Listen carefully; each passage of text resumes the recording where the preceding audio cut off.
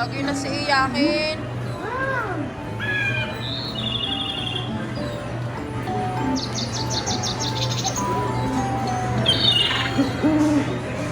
Bibigay ng ate sa iyo, bibigay. Ano? Ate Janica, bibigay mo yan kay Jana, no? Bakit? Bigay mo, para di umiyak.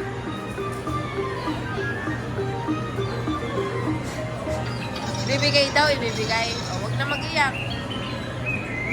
Hi, Gia!